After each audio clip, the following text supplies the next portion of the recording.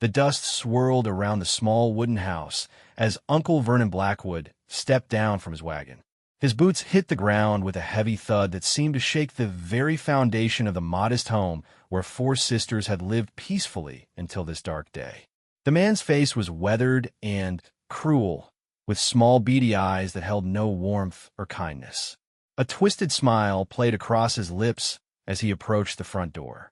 Inside the house, Mary, the eldest sister at 19, heard the approaching footsteps and felt her heart sink. She had been dreading this moment for weeks, ever since word came that their parents had died in a terrible accident while traveling to the next town for supplies. The four sisters, Mary, Sarah, who was 17, young Emma at 15, and little Lucy, who had just turned 13, had been living alone, trying to manage their small ranch, and hoping that somehow they could continue their peaceful existence. But Uncle Vernon had other plans. He was their father's brother, though he had never shown any love or care for the family before now. When he heard about his brother's death, his first thought was not of grief or of helping the orphan girls. Instead, he saw opportunity. The ranch, though small, sat on valuable land near the railroad tracks. More importantly, he knew there were men who would pay good money for young women, especially pretty ones like his nieces. The door creaked open without a knock, and Uncle Vernon stepped inside like he owned the place. His eyes immediately began scanning the room, taking inventory of everything valuable. The girls stood together near the fireplace, holding each other close. Mary stepped forward, trying to be brave despite the fear that gripped her heart. "Uncle Vernon," she said quietly, "we weren't expecting you." He laughed, a harsh sound that filled the small room. "Well, girls, your expecting days are over. You're coming with me today. I've got plans for all of you." Sarah, with her fiery red hair and stubborn nature, stepped beside her sister. "We're not going anywhere with you. This is our home." Uncle Vernon's expression darkened. "This was your home. Now it belongs to me, and so do you four. Your father owed me money, lots of money, and now you're going to help pay that debt." The truth was that their father had never owed Vernon anything. In fact, it was the opposite. Vernon had borrowed money from his brother years ago and never paid it back. But with no one alive to contradict his story, he could say whatever he wanted. "That's not true," Mary said firmly. "Papa never mentioned any debt to you. Are you calling me a liar, girl?" Vernon's voice rose dangerously. "Pack your things. We leave in 1 hour. I've got buyers waiting in Dodge City." The word buyers sent a chill through all four sisters. They understood now what their uncle's true intentions were. He wasn't planning to give them a home or take care of them out of family duty. He was planning to sell them like cattle at market. Little Lucy began to cry softly, and Emma put her arms around her youngest sister. The two older girls exchanged glances, and Mary could see the same determination in Sarah's eyes that she felt in her own heart. They would not go quietly. "We won't go," Mary declared. "You can't make us." Uncle Vernon reached into his coat and pulled out a worn leather whip. "I think I can be very persuasive. Now, you can come easy or you can come hard. But you're coming either way." The sisters huddled closer together, but before anyone could move, they heard the sound of horse hooves approaching outside. Through the window, they could see a lone rider approaching at a steady pace. The man sat tall in his saddle, and even from a distance, there was something about him that commanded attention. Uncle Vernon heard the hooves too and moved to the window, his hand instinctively going to the gun at his hip. "Probably just some drifter," he muttered. "He'll move along soon enough." But the rider didn't move along. Instead, he dismounted his horse, a beautiful black stallion, and began walking toward the house. The man was tall and broad-shouldered, wearing a dark hat pulled low over his eyes. His clothes were dusty from travel, but his movements were confident and purposeful. There was something about the way he carried himself that suggested he was not a man to be trifled with. The stranger knocked on the door, 3 firm raps that echoed through the tense silence inside the house. "Open up," Uncle Vernon hissed at Mary. "Get rid of him quickly." Mary walked to the door with trembling hands. When she opened it, she found herself looking up into the kindest eyes she had ever seen.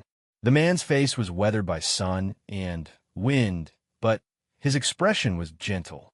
He touched the brim of his hat politely. "Afternoon, miss. I am Jake Motivational. I was passing through and noticed your well. I was wondering if I might water my horse and fill my canteens." Before Mary could answer, Uncle Vernon pushed past her. "The well's dry, stranger. Move along." Jake's eyes moved from Vernon to the four frightened girls behind him, and Mary saw his expression change slightly. There was something sharp and alert in his gaze now, like a hawk that had spotted prey. "That's strange," Jake said conversationally. "I can see water in the well from here. Looks plenty deep to me." Uncle Vernon's face reddened. "I said move along. This is private property." "And who might you be?" Jake asked, his voice remaining calm, but carrying an edge that hadn't been there before. "I'm Vernon Blackwood, and these are my nieces. We were just about to head into town." Jake's eyes found Mary's again, and she saw understanding there. Somehow, without her saying a word, this stranger could see that something was very wrong. She took a small step forward. "Actually," she said, her voice barely above a whisper, "we weren't planning to go anywhere." The tension in the room became thick enough to cut with a knife. Uncle Vernon's hand moved closer to his gun, while Jake remained perfectly still, watching everything with those sharp, intelligent eyes. "Well now," Jake said slowly, "seems like there might be some disagreement here about travel plans." Jake Morrison had seen enough trouble in his 32 years to recognize it when it was staring him in the face. The fear in the girls' eyes, the way they huddled together, and the aggressive posture of the man claiming to be their uncle all painted a clear picture. Something was very wrong in this house, and Jake's instinct told him these young women were in serious danger. "Perhaps," Jake said carefully, "the ladies could speak for themselves about whether they want to take this trip." Uncle Vernon's face grew even redder. "They're my responsibility now, and they'll do what I say. Now get off my property before I make you get off." Jake's hand moved casually to rest on the handle of his gun, a movement so smooth and natural that it was clear this was a man comfortable with weapons. "I don't think I'll be moving just yet. Something about this situation doesn't sit right with me." Mary felt a surge of hope for the first time in weeks. This stranger, this cowboy who had appeared as if from nowhere, seemed willing to stand up to Uncle Vernon. She took another small step forward. "Sir," she said, addressing Jake directly, "my sisters and I don't want to go with our uncle. We want to stay here in our home." "You heard her," Jake said to Vernon, his voice now carrying a clear warning. "The lady doesn't want to go." Uncle Vernon's hand inched toward his gun. "This is none of your business, stranger. These girls belong to me now." "Belong to you?" Jake's voice carried a dangerous edge. "Women don't belong to anyone, friend. Especially not young women who don't want to go somewhere." Sarah stepped forward to stand beside Mary. Despite her fear, her spirit blazed in her green eyes. "He's lying about everything. Our father never owed him money. He's planning to sell us." The words hung in the air like smoke from a gunshot. Jake's expression hardened, and Uncle Vernon's hand moved faster toward his weapon. But Jake was faster. In one smooth motion, his gun was out of its holster and pointed directly at Vernon's chest. "I'd think real carefully about your next move," Jake said quietly. "My reflexes are pretty quick, and I don't much like men who threaten women." Uncle Vernon froze, his hand halfway to his gun. Sweat began to bead on his forehead as he realized he was facing a man who was clearly skilled with weapons. "You don't understand. These girls are wild. They need discipline. I'm doing what's best for them." "What's best for them is staying right here if that's what they want," Jake replied. "Now, I'm going to suggest you get back on your wagon and head back to wherever you came from." But Uncle Vernon was not a man to give up easily, especially when he saw money slipping away from him. "You can't watch them forever, stranger. I'll be back, and next time I won't come alone." "Then, next time you better come with enough men," Jake said calmly. "Because I'll be here." Uncle Vernon stared at him for a long moment, trying to read the cowboy's face. What he saw there convinced him that this was not a man who made empty threats. Slowly, carefully, he moved his hand away from his gun. This isn't over, he snarled. They're family, and family sticks together whether they want to or not. Family protects each other, Jake replied. What you're talking about isn't family. It's something else entirely. With a final glare at the girls, and Jake, Uncle Vernon backed toward the door. I'll be back, he promised. And when I come back, I'll bring the law with me.